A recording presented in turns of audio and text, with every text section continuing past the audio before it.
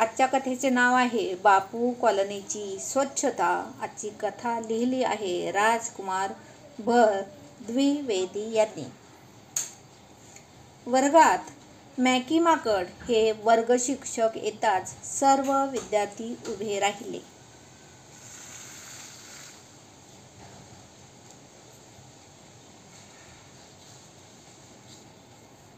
शिक्षकांनी सर्वांना बसण्यास सांगितले. डमडम हत्ती यस सर, मॉन्टी माकड यस सर, लंबू जिराफ हजर सर, डम्पी गाढव आला नाही सर. तिसरीत शिकणाऱ्या फायटी सशाने उभं राहून सांगितलं. का बरं? हजेरी घेणारे शिक्षक होशियारचंद माकडाने विचारलं. तो आजारी पडलाय सर, त्याला मलेरिया झाला आहे. मी टायगर कॉलनीत राहतो आणि त्याच्या घराजवळूनच शाळेत येतो.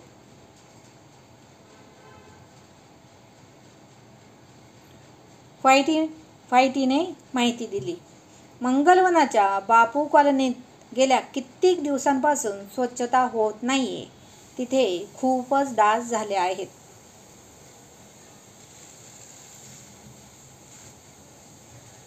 का?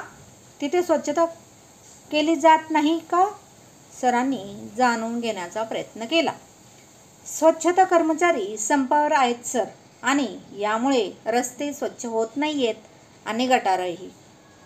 अस्वच्छता वाढतच चालली आहे. प्राणी आजारी पडू लागलेत. या घाणीमध्ये डासांची पैदाशी होऊन ते प्राण्यांना चावल्यामुळे रुग्णांची संख्या वाढत चाललेली आहे. त्या कॉलनीमधील एकही मुलगा आज शाळेत आला नाही, फायटीने सांगितले. अरे, ही तर फार चिंतेची बाब आहे. बापू कॉलनीची अशी अवस्था असेल यावर माझा तर विश्वासच बसत नाहीये. तिथे तर महात्मा गांधींच्या आदर्शावर चालणारे कितीतरी माकडं आहेत, जी वाईट बोलू नका, वाईट पाहू नका आणि ऐकू नकाचा संदेश देतात.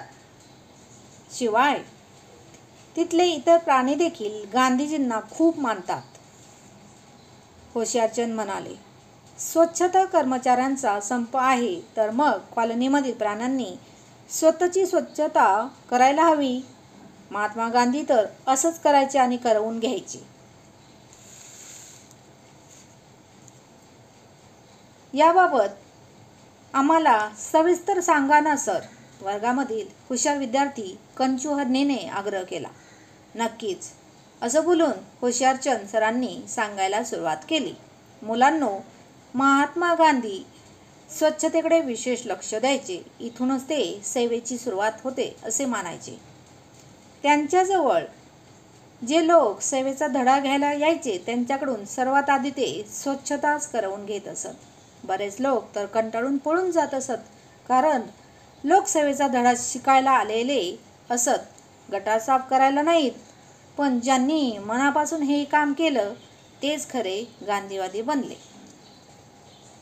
गांधीजींबद्दल हे जाणून मुलं खूप खुश झाली. सिंह शावक प्रिन्स म्हणाला, सर, मग तर आपण आत्ताच जाऊन बापू कॉलनीची स्वच्छता करायला हवी. आम्ही पण गांधीजींना खूप मानतो. हो सर, प्रिन्स बरोबर बोलतोय. आपण बापू कॉलनीची स्वच्छता केली पाहिजे, सर्व मुलं म्हणाली. मला तुमच्याकडून हीच अपेक्षा होती, होशियारचंद सर खुश होत म्हणाले. मी मुख्याध्यापक ब्लॅकी अस्वलांशी बोलतो. माझी इच्छा आहे की आपण उद्या सकाळी स्वच्छतेचे काम सुरू करावं आणि यासाठी शाळेतील सर्व मुलांनी मदत करावी. अगदी बरोबर सर, खूप मजा देखील येईल, कंचू हरीण उड्या मारत म्हणाला. यानंतर होशियारचंद सरांनी मुख्याध्यापक ब्लॅकी अस्वलाच्या ऑफिस रूममध्ये जाऊन त्यांच्याशी या संदर्भात चर्चा केली. ही तर फार चांगली गोष्ट आहे. आपण सगळ्या शिक्षकांना देखील मिळून मुलांना मदत करूयात. आपण बापू कॉलनीमधील प्राण्यांना देखील स्वच्छता करायला सांगूया. मुख्याध्यापक ब्लॅकी अस्वल खुश होऊन म्हणाले.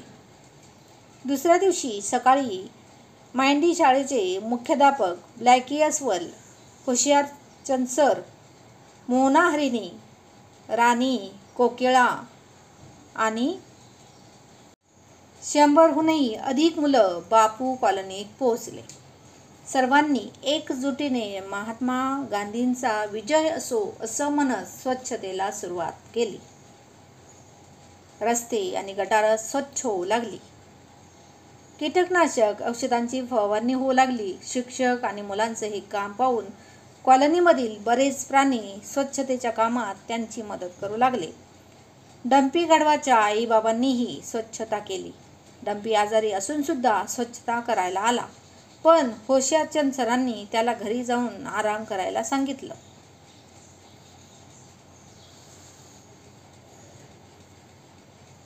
स्वच्छतेची कामं पाहून महात्मा गांधींचा आदर्श सांगणारी माकडं फार लाजिरवाणी झाली.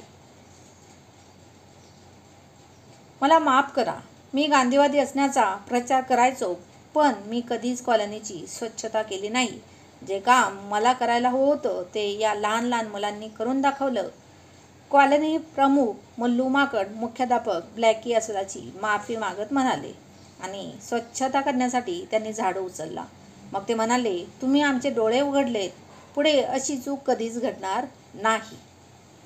ही फार चांगली गोष्ट आहे की तुम्हाला वेळीच आपली चूक कळाली.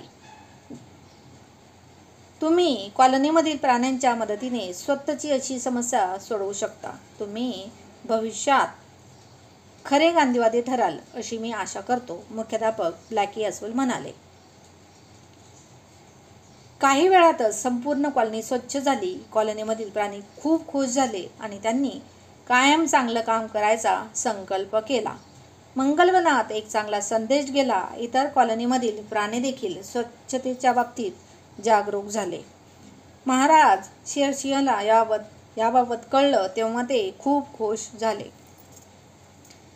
त्यांनी मांडी शाळेच्या मुलांना, मुख्याध्यापकांना आणि शिक्षकांना बक्षीस दिलं. चांगल्या कामाबद्दल बक्षीस मिळवून मुलं खूप खुश झाली आणि पुढेही असंच चांगलं काम करण्याची त्यांना प्रेरणा मिळाली.